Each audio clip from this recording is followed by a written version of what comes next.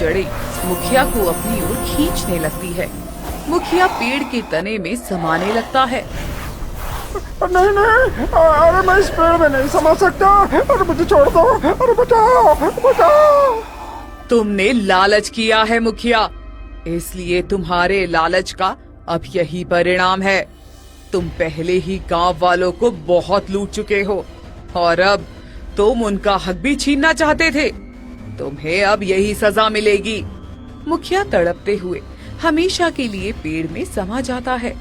इसके बाद अर्जुन वो धन लेकर अपने गांव लौट आता है। गांव के चौपाल पर शंकर बैठा फूट फूट कर रो रहा होता है। अर्जुन को धन के साथ देखकर वो दौड़कर उसके पास आता है। अर्जुन, अर्जुन देख देख, मेरा बेटा बहुत बीमार है, मेरे पास उसके इलाज के लिए पैसे तक नहीं है। तेरे पास इतना धन है बेटा, थोड़ा सा धन दे दे ताकि मैं अपने बेटे को बचा सकूं। हाँ, मैंने तेरे साथ बहुत गलत किया, पर मुझ पर मेहरबानी कर दे अर्जुन, मुझ पर मेहरबानी कर दे। आप परेशान मत होइए, ये सब धन आप लोगों की ही अमानत है। रुको, मैं अभी देता हूँ। अर्जुन बिना किसी द्वेष के संदूक से कुछ सोने के सिक्के निकालकर शंकर को दे देता है। अर्जुन, मैंने तुम्हारे साथ कितना गलत किया, फिर भी तुमने मेरी मदद की। तुम्हारी वजह से आज मेरे बेटे की जान बच जाएगी। तुम सच में नेक इंसान हो। शंकर वहाँ से चला जाता है।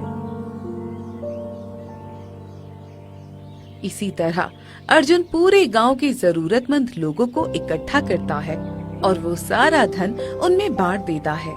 सेठ अपनी खिड़की से जब ये सब देख रहा होता है तो वो हैरान होकर अर्जुन के पास आता है। अरे ये मैं क्या देख रहा हूँ? अर्जुन, तुम्हारे पास इतना सारा धन कहाँ से आया और तू ये क्या कर रहा है?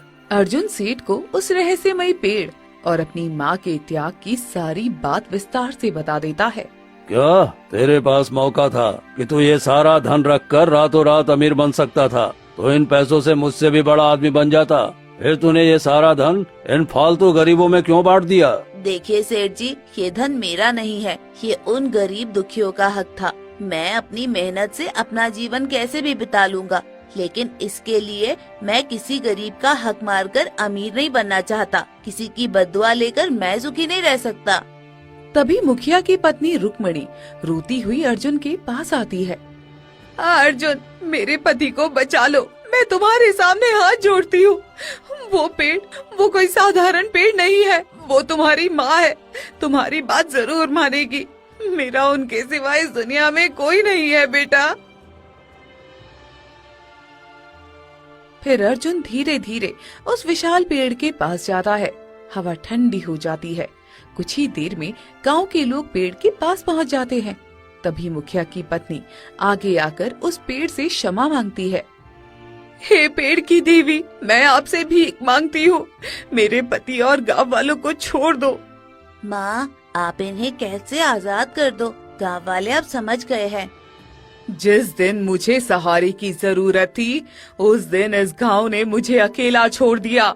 मैं पुकारती रही, चिल्लाती रही, पर किसी ने मुड़कर नहीं देखा। माँ, आप अगर सच में मेरी माँ हो तो मेरी एक बात मान लीजिए ना, इन सबको छोड़ दीजिए।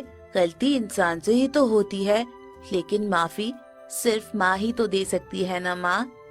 पूरा जंगल जैसे अर्जुन की बात सुन रहा हो। कुछ पल के लिए सब कुछ शांत हो जाता है, ना हवा ना आवाज। अर्जुन, तेरे शब्दों में सच्चाई है, तेरे दिल में वो करुणा है जो इस गांव में कभी थी। ठीक है, मैं इन्हें एक आखिरी मौका देती हूँ। अचानक तेज रोशनी होती है और कुछ ही देर में मुखिया और बाकी लोग पेड़ के अंदर से बाहर आ जाते हैं।